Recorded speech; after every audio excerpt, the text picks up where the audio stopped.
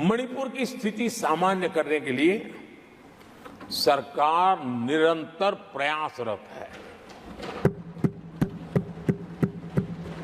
वहां जो कुछ भी घटनाएं घटी, 11,000 से ज्यादा एफआईआर की गई है। मणिपुर छोटा सा राज्य है, 11,000 एफआईआर की गई है। 500 से ज्यादा लोग अरेस्ट हुए हैं। आदरणीय सभापति जी, इस बात को भी हमें स्वीकार करना होगा कि मणिपुर में लगातार हिंसा की घटनाएं कम होती जा रही है।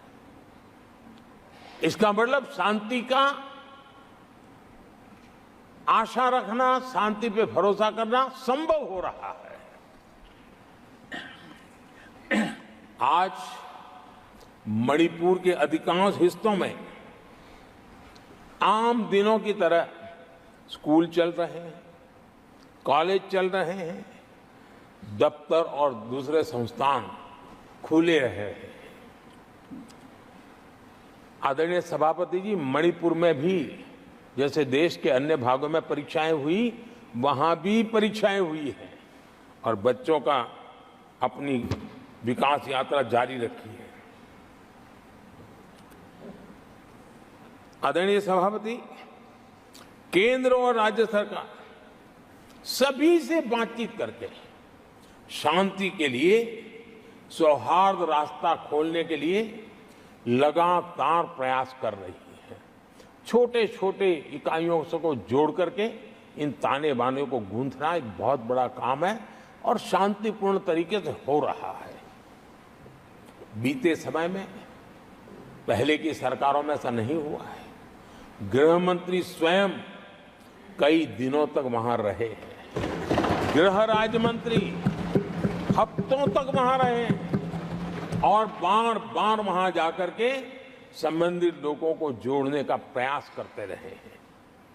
आदरणीय सभापति जी, पॉलिटिकल लीडरशिप तो है ही, लेकिन सरकार के सभी वरिष्ठ अधिकारी जिसका जिसका इन काम से संबंध है, वे लगातार वहां फिजिकल जाते हैं, लगातार वहां संपर्क में रहते हैं और समस्या के समाधान के लिए हर प्रकार से प्रयासों को बल दिया जा रहा है।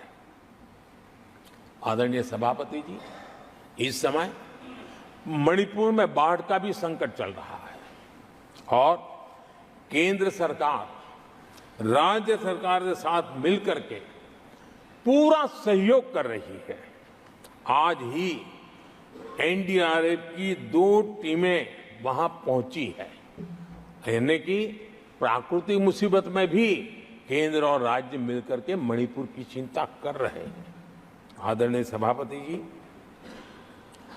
हम सभी को राजनीति से ऊपर उठ करके वहां की स्थिति को सामान्य बनाने में सहयोग करना चाहिए।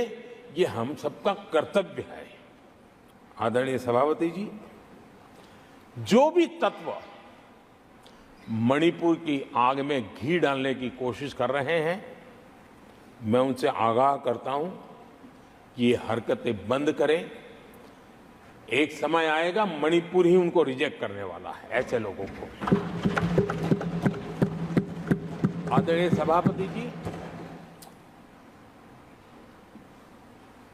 जो लोग मणिपुर के इतिहास को जानते हैं, मणिपुर की घटनाक्रम को जानते हैं, उनको पता है कि वहां का सामाजिक संघर्ष का एक लंबा इतिहास रहा है।